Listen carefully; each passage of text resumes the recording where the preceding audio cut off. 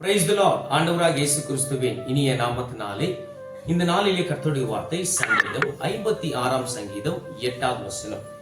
என் அலைச்சல்களில் தேவரீர் எண்ணி இருக்கிறீர், என் கண்ணீர் உம்முடைய துருத்திலே வெய்யும், அவைகள் உம்முடைய கணக்கில் அல்லவோ இருக்கிறது.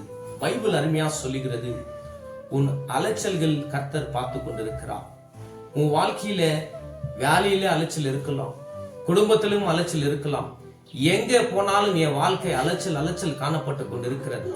என் வாழ்க்கை எப்போ மாறும், என் வாழ்க்கையில் எப்போ சமாதானம் வரும், என் வாழ்க்கையில் எப்போ நிம்மதி வரும், என் வாழ்க்கையில் எப்போ ஆறுதல் வரும் என்று உன் வாழ்க்கையில ஒரு அங்கலாய்ப்பு இருக்கலாம். தெய்வ பிள்ளையே, இயேசுவை நம்பி வந்து விட்டால் உன் அலைச்சல் இருந்து அப்பா விடுதலை கொடுக்குவார்.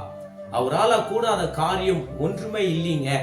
தெய்வ பிள்ளைகளே, உன்னுடைய கண்ணீருக்கும் கர்த்தர் பதில் கொடுக்குவார் என்றுதான் பைபிள் சொல்லுது.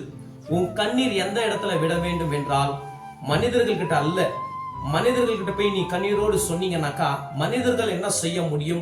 சிலர் ஜெபிப்பாங்க, சிலர் கேலி பிரயாசம் பண்ணுவாங்க, ஐயோ வந்துட்டாங்க இவங்க அழுறதுக்காக வந்துட்டாங்க என்று சொல்லுவாங்க. ஆனா உன்னுடைய கண்ணீர் தேவ சமூகத்துல வந்து, ஆண்டவரே என் வாழ்க்கையில இவ்வளவு அலைச்சல்கள் இருக்கிறது, இவ்வளவு பிரச்சனைகள் இருக்கிறது, குடும்பத்துல இவ்வளவு ப்ராப்ளம் இருக்கிறது, எனக்கு விடுதலை கொடுங்க ஆண்டவரே, என் கண்ணீருக்கு பதில் கொடுங்க என்று நீ கண்ணீரோடு தேவ சமூகத்துல ஜெபிக்கிற மகனாக இருந்தால் கண்டிப்பாக உன் ஜெபத்துக்கு ஆண்டவர் பதில் கொடுக்குவார்.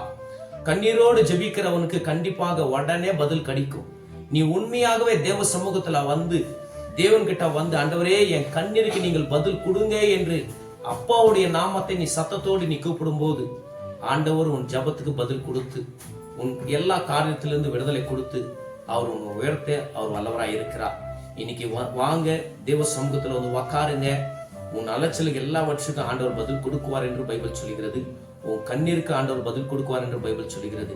தேவனுடைய வார்த்தையை அசட்டை பண்ணாதீங்க. தேவனுடைய வார்த்தையை முழு நிச்சயத்தோடு விசுவாசிங்க. இன்னைக்கு கர்த்தருடைய வார்த்தை உங்களோடு பேசினார் என்று நான் விசுவாசிக்கிறேன். கர்த்தர் தாமே உன்னை ஆசீர்வதிப்பாராக. ஆமேன், ஆமேன், ஆமேன்.